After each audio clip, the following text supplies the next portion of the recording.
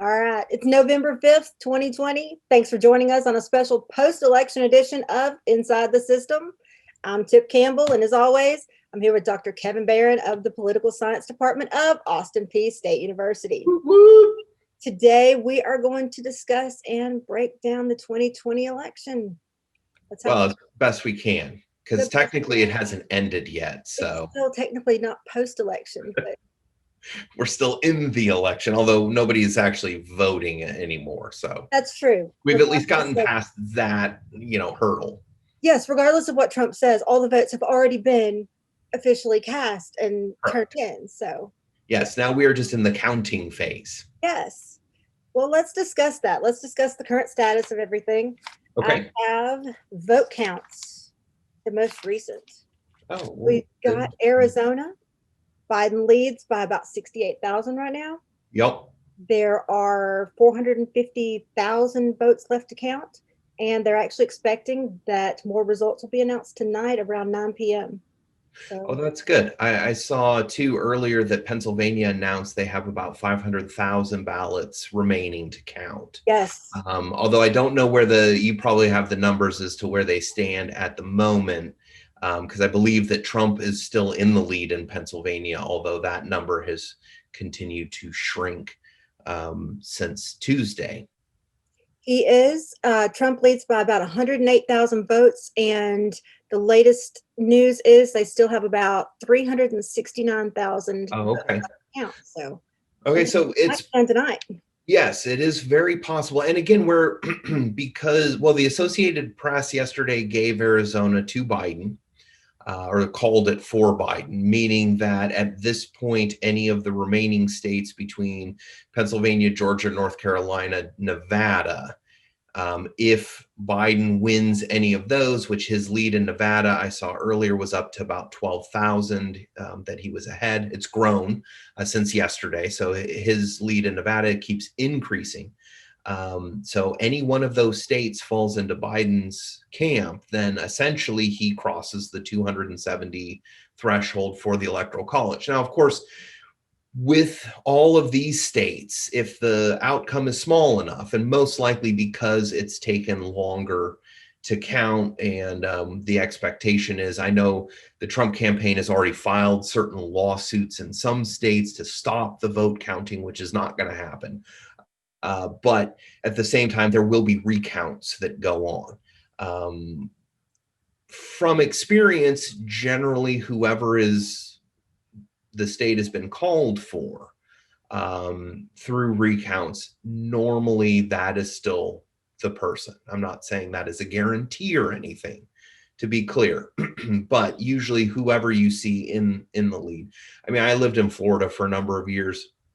If you go back to the 2018 Rick Scott, Bill Nelson Senate race there, when the race was called, Rick Scott had won by about, it was 60 or 70,000 votes, which was close enough marginally that there was a recount done. When the recount was over, Rick Scott still won, but it was only by about 30,000 votes, or excuse me, it had dropped down to about 10,000 votes.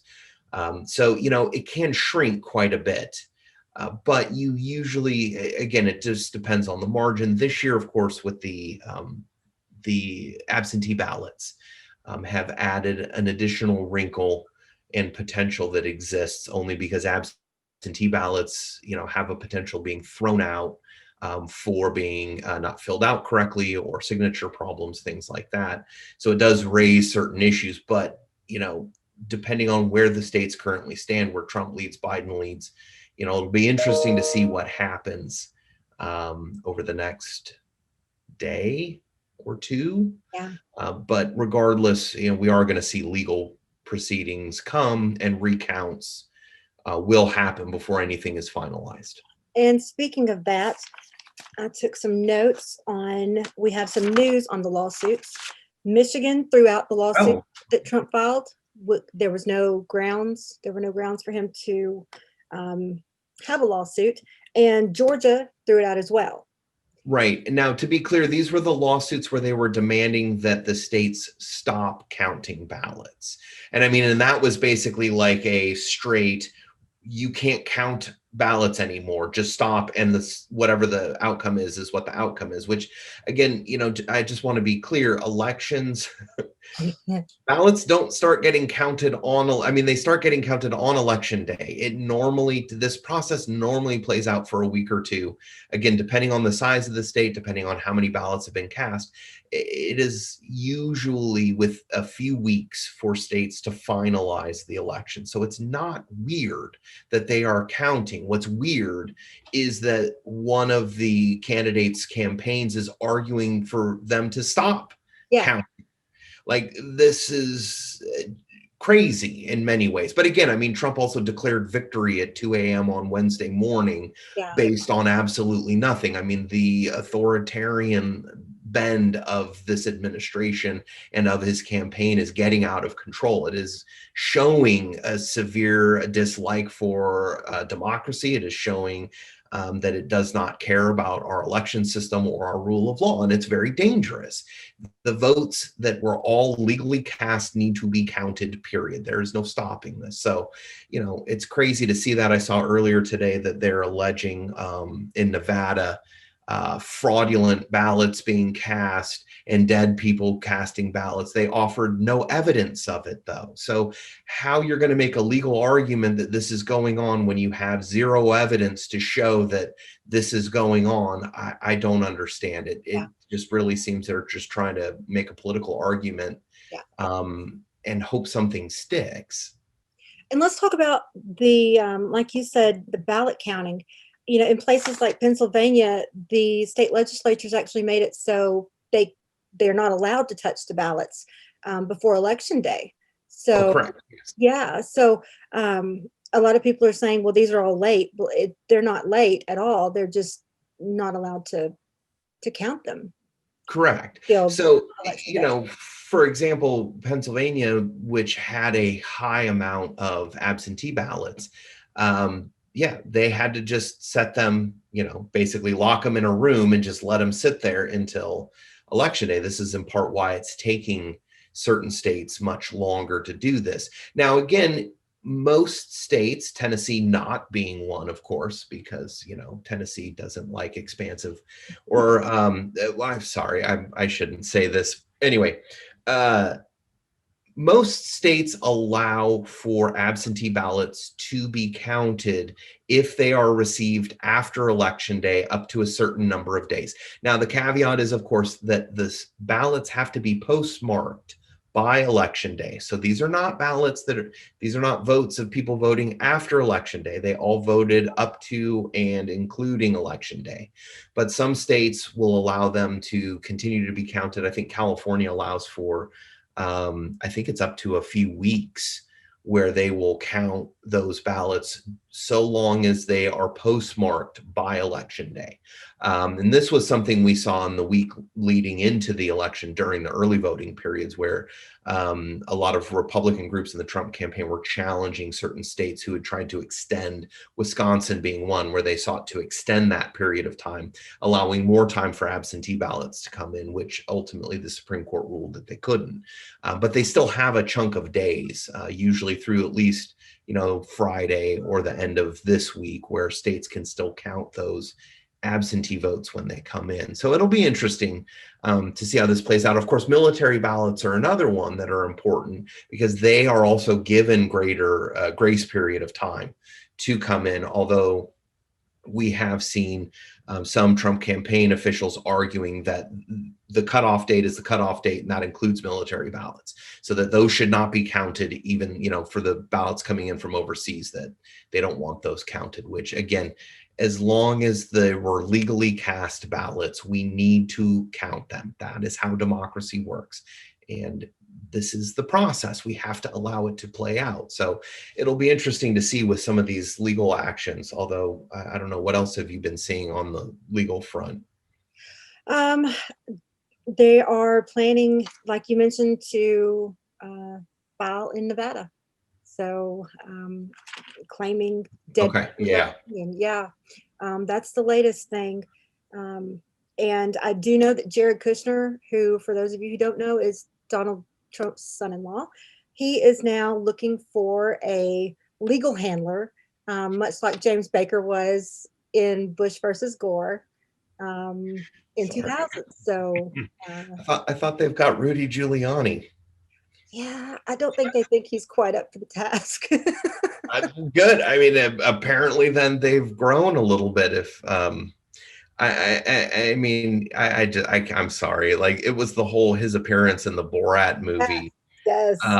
If you're trusting this guy as your lawyer who can't realize that he's being spoofed and ends up in a hotel bedroom with a supposed 15-year-old and his pants being unzipped, you've got some serious problems here.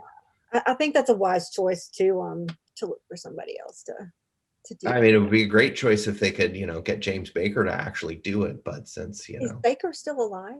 no, I don't believe he is, which is why they couldn't get him to do it. But yeah, and like you were saying earlier, depending on the source, Biden either has 264 or 253. I thought it was of oh, how do I put this? I thought it was worth noting that one of the first cable networks to call Arizona for Biden was Fox News. So It was. Actually, they were the first of the television networks to call. So the AP reported it, or the Associated Press, made the call initially, and then Fox was the first network to report it. And according to Vanity Fair, Donald Trump angry called Rupert Murdoch to yell at him to have Fox basically go to have whoever was on the air at that moment take it back and say that, no, we're not actually calling Arizona for Biden. And apparently, again, this is according to Vanity Fair, said that Murdoch said, yeah, no, we're not going to do that. So yeah. They're still sticking to it. Even today, they're like, we've got the analysis correct, and yeah. it is going to Biden. So that was just such a surprise, because I figured they would be a little more conservative in state calls like that. Well, I mean, to a certain degree, I mean, look, all the major media outlets, and you know this pretty well. I mean, they have teams of analysts, political scientists, all kinds of data people. I mean, looking at these states, and they're going county by county or district by district. I mean, down to the precinct level, knowing how many registered voters are there, knowing the numbers of ballots that have been cast, roughly speaking, and understanding, what the vote totals in the moment are and what is still remaining to be. And none of them, especially the Associated Press, which is one that generally especially your television networks kind of uses the marker. When the AP calls a state, usually then everybody else will feel, even with their own teams, they may feel comfortable enough doing it.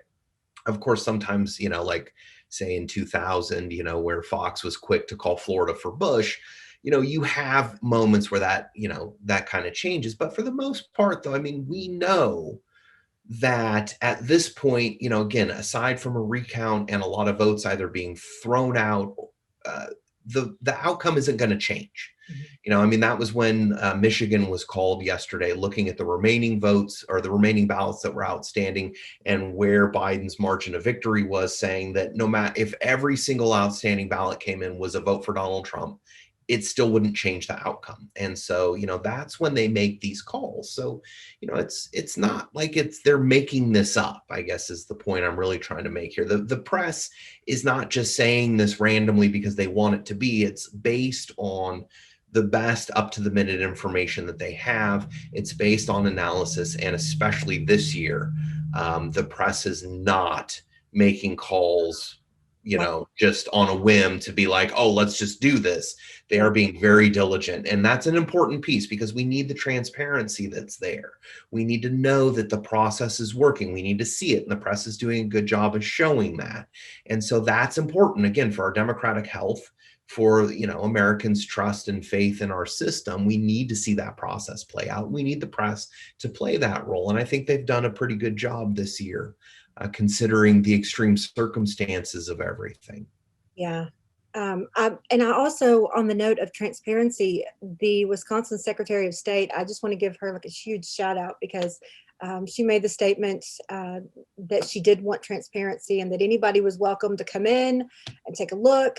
And I just thought that in the circumstances that we're in this year with all of the statements about voter fraud and this, that, and the other, for her to come out and say that just was really reassuring and I think calming for a lot of people. Yeah. So. No, I would agree. Let me ask you something, Tip. What else has there been any other sort of surprises for you, either, with election day or the last couple of days in the fallout? Like what's kind of stood out for you that you think is either something kind of, I don't know, unusual or just something that kind of made you go, oh, that's really cool? I won't say it was necessarily really cool, but one thing that stood out to me is that there were, there was such a big talk about a blue wave and it just never materialized. So that surprised me because I think there have been so many people discussing it and talking about it, and for it to just never materialize was a huge surprise for me personally that night. Yeah. But Yeah, I mean, that's a fascinating one. And I mean, political scientists and pollsters are going to be spending the next number of years just, digging through, figuring out where they went so wrong on some of the calls. I mean, again, all the votes aren't counted. We don't yet know what the actual totals are, but to a certain degree, where some of the polls were showing huge margins of victory that just never materialized.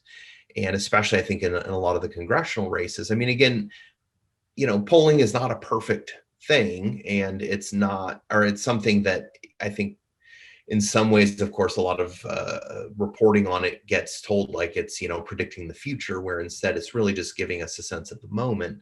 But it will make it interesting, especially if Biden ends up being the victor and ends up becoming president, having effectively a negative or tiny coattail effect. I mean, the Dems have thus far netted one Senate seat. That may change after Georgia's special elections. yes. Well, actually, apparently I saw earlier today too that Purdue is now dropped below 50%, which means he and Ossoff will also be in a runoff in January. So both of Georgia's Senate seats are going to be special runoff elections in January. So, that could change some things.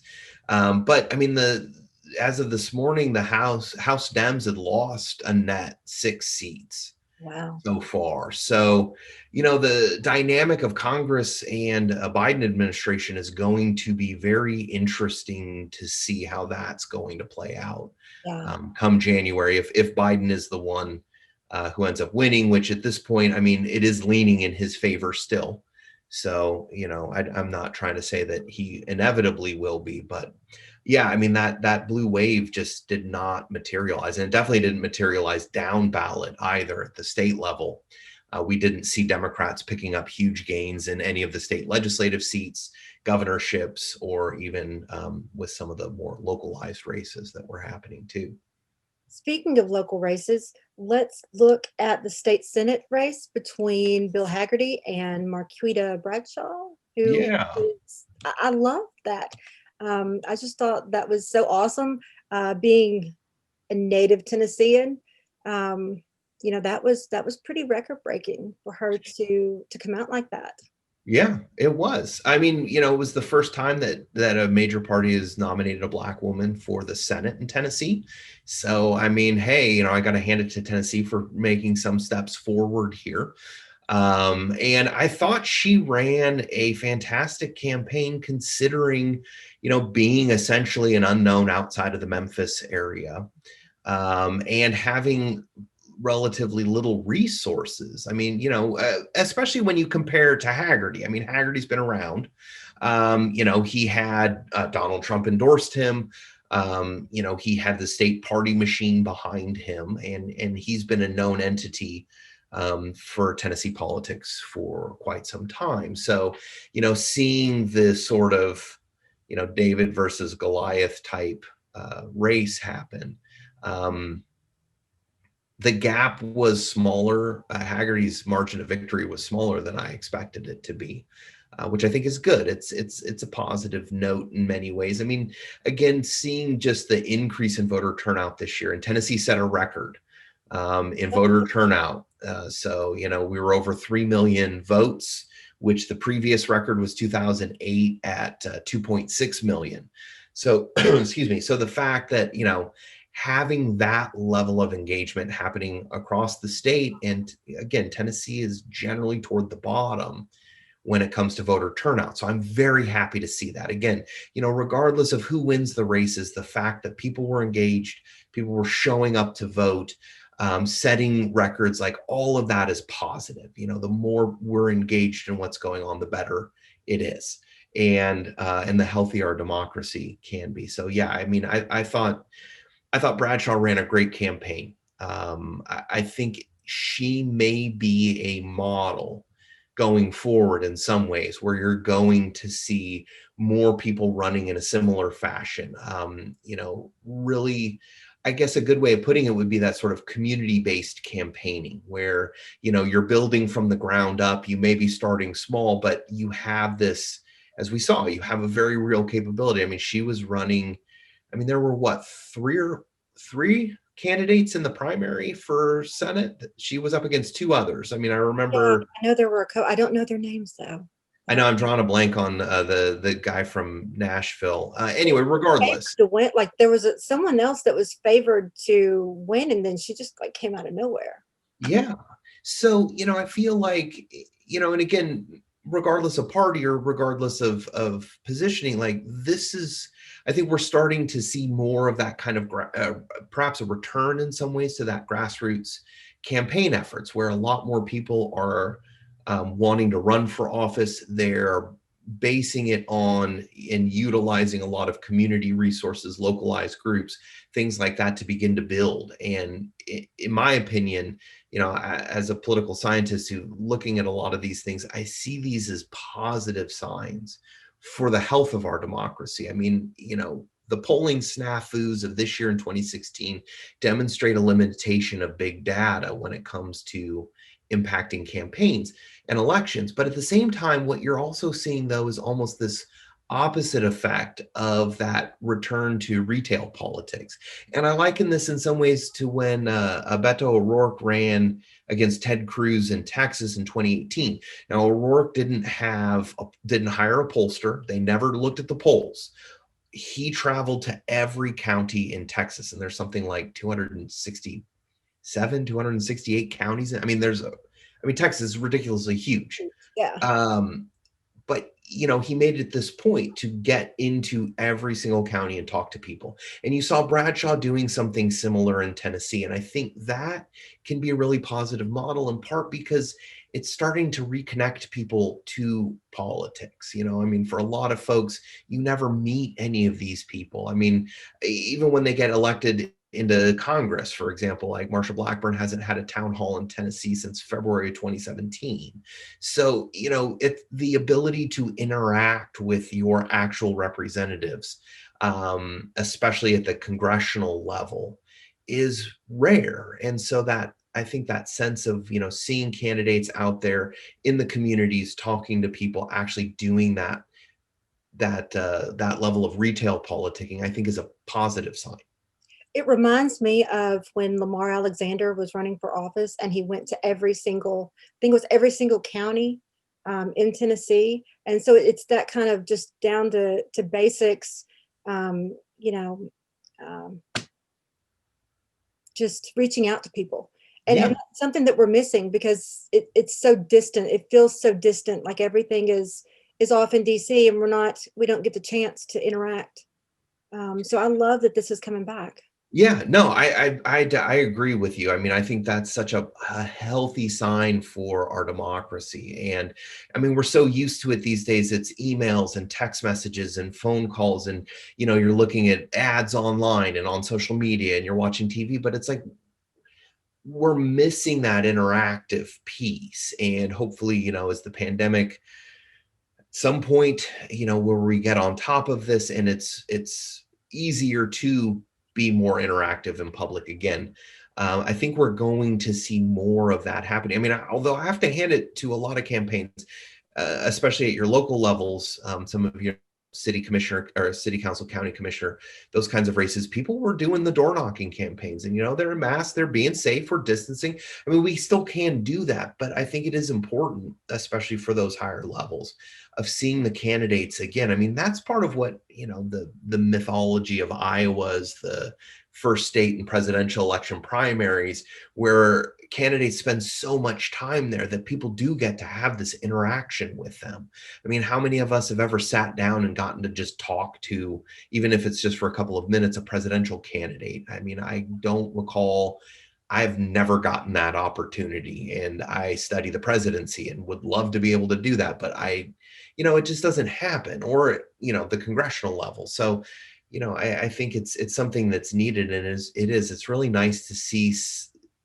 I think some folks are realizing that connection, a face-to-face connection, a 2-minute conversation or interaction can do more to both perhaps change minds, but even more importantly, get people to show up to vote. And that's where I think it is going forward. That's my prediction anyway. Well, let's talk about what I think is a surprise. Jason Hodges.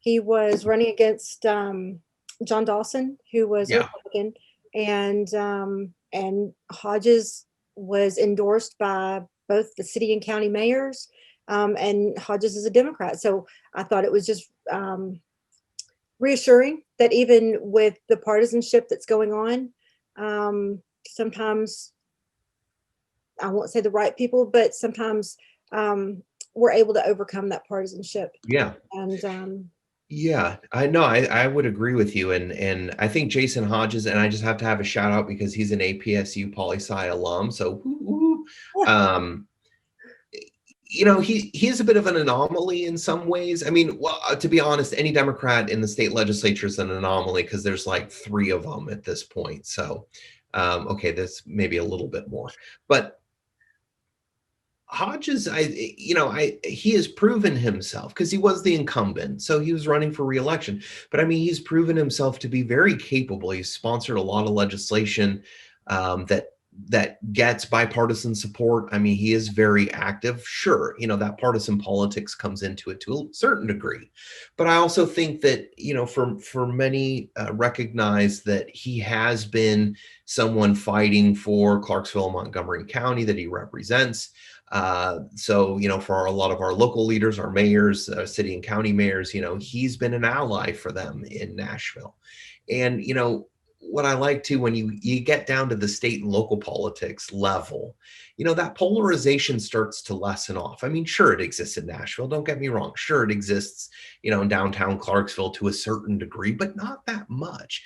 You start to find that politics starts becoming far more pragmatic the lower down the food chain you go, where that sort of just instant polarization, trying to get your talking point out there and blasting the other side for whatever, it's less relevant because it's more about what is it that we can do, or I should say, what is it that needs to get done? And then what is it that we're going to do to get that done? And so you tend to start having more of that kind of pragmatic sense. And I think when people have proven themselves to be good allies, again, party is less relevant. I mean, Tennessee is dominated by Republicans. So any Democrat who's going to run either, even at the local level, but especially at the state level, has to understand that they're going to need to work with Republicans. And that's just the way it's going to be for now and for the foreseeable future. So, it may appeal to certain types of Democrats who will run. So, but again, that idea of, someone being too far to one side or the other is not going to be, they're not going to last because they're not going to be able to do anything. So, I like the fact that Jason Hodges, in part because, as an alum, I get to brag on him all the time to our students. But you know, again, he's shown himself to be a very capable legislator and a strong ally. Again, regardless of party, he is somebody focused on the issues. He's focused around, you know, what needs to get done and what are we going to do it. And so he's willing to work with everybody that is willing to take the issue seriously and work with him on it. And that's what you arguably want, especially in a legislator, is somebody who can build coalitions across the aisle and work with people to, you know, make things happen. And I just want to say, as a reporter, I've seen Hodges at so many events locally, which is a little odd because there are a lot of state level politicians that that often don't make it to their constituencies Yeah. events and concerns, but he does. He shows up, and he's been at a ton of places that I've covered. So I just really appreciate that. No, I would agree. I'll put it to you like this. I had emailed him. Now, he is not my state house representative. I actually live just a couple of blocks outside of his district. But I was emailing all of my representatives. And since he is Clarksville, I looped him in on an email. It was particular about a local issue dealing with public schools. I'll just say when I had emailed, he actually called me. And we had about an hour-long phone conversation. Now, part of it was we got a little distracted because once he learned I was a political science professor, we started talking about other things. But we spent a good 20 minutes just discussing this issue. And in part, I wanted to include him because he had sponsored a bill to deal with the issue back in the earlier this spring, which unfortunately with the COVID, when you know the whole legislative session got kind of put on hold, and so all the regular business was sidelined, and that was one of the bills that had gotten sidelined. And so I was interested in seeing that if he were reelected, if that was going to be something that he would continue, because I was in favor of it. But you know, to have a representative, you know, call me and we chatted on the phone for quite some time. I mean, you don't see that with all of them. It would be nice if you did. I feel, you know, but again, I also understand, you know, our representatives can't get on the phone with everybody who calls them. But it was just one of those moments that, you know, we were able to connect. And I think that's such a positive thing. And for me, when we look at people that we want to elect to office and folks we should be elevating to offices, who are there to represent the needs of their constituents. And that to me is a sign of somebody who takes those needs seriously and is willing to work on those issues. Again, the coalition builders, I think, are another good sign of somebody who's more interested in getting something done than scoring political points. And especially today in the polarized climate, you know, those are the types of folks that we should be looking for to run for office. Well, let's move to the local city council races. This is a topic that I just really fascinated with. If you look at the diversity that of the candidates that were elected, it's Yeah. fascinating. Karen Reynolds, Ward 9, Trisha Butler, Ward 12, Ashley Evans, Ward 11, Wanda Allen, Ward 8, you know, 4 females at one time. And then Yeah. you've got Jason Knight, who is now the first African-American to hold both city council and county commission offices. And then you've got DeJuan Little in Ward 3. So I'm really proud. Way to go, Clarksville. Yeah, I think it's fantastic. I mean, again, it's also showing, I think, you know, Clarksville has, and again, I've only lived here for a few years, but, you know, Clarksville is a very diverse city and it has a lot of very diverse interests. And one of the things that I've always been impressed with after moving here is just seeing that, you know, a lot of that polarization doesn't exist at the local level here, that it is a focus on a lot of folks who are those people just wanting to get things done and help their communities. And actually here, I'll admit to something I didn't know. I did not know that you could hold both a county commission seat and a city council seat at the same time. So I give huge props to Jason Knight for doing so. I've actually met Jason Knight before too, and he's great. He's one of those very pragmatic politicians that's interested in helping the community and getting things done. And I'm really excited for what the new amalgamation of our local government is going to be. I mean, Clarksville is growing, it's changing a bit, but it still has that same kind of flair and character. But again, it's becoming more diverse. And I think this is a good reflection of that. We're seeing a lot of very capable people getting elected into these local races to represent, the wards that they're coming from. And I think it's fantastic. So yeah, this is exciting. I think, again, setting aside some of the craziness around the presidential election, when we start looking at, especially at the local level and our community level, and to me, I tell my students this all the time, especially if you're feeling very frustrated or just not engaged at the national level, like, the DC's broken and I just can't deal with the noise. Focus locally. Local politics matters so much because it's what we engage with every day. And like I said, these are people I actually may run into at the grocery store, at the gas station, or, if I show up somewhere, like there they are hanging out. I mean, I did see some of our local representatives when I went and early voted were the people standing there waving their own signs. And so, it's kind of cool that, you do actually get that ability to interact with our local folks. But yeah, I mean, how are you feeling about the local races? I mean, you said it was exciting. Were you expecting something like this, or is this a pleasant, unexpected outcome? Well, let me start by saying two of the winners, two of our new city council women are Austin Peay students currently. Trisha Butler is a student and Ashley Evans is a student. Ashley Evans really surprised me. She seems very progressive. And for her district, I think she's going to be a great representative. Mm-hmm. I think that Clarksville is going to see some representation that they haven't had before. And I love it. It's just having gone to so many city council meetings, it's good to see some really, really new faces there. And Yeah. And I think there's going to be a lot of good done for the city. Yeah. I agree. I think this will be a very positive change. It's always nice to get some fresh faces in there and some new ideas. And to a certain degree, I mean, representation does matter. I mean, I know identity politics is blown out at the national level, but to a certain degree, it is important to see women in these positions. It's important to see people of color in these positions.